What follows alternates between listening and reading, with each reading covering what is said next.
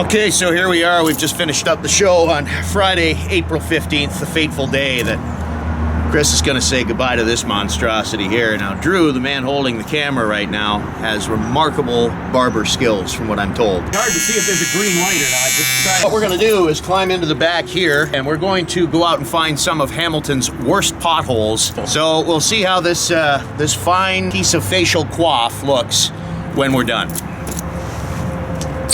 Any last words? I love you, Beard. I love you. Oh, that one was so deep! Dude, you're doing it like in no like specific order. Oh my god! Oh, watch the eyebrow! Oh Jesus! Dude, look how patchy this is, man. What do you expect, man? I'm driving in a truck. I look like a kitten that should or should not be put down. You can tell we're on Main Street, right by Mac.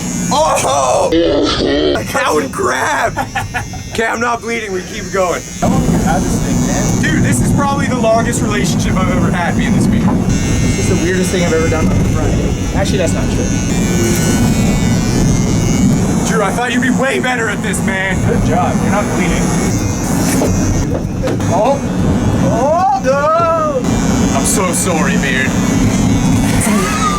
Ah, you're supposed to warn me before that!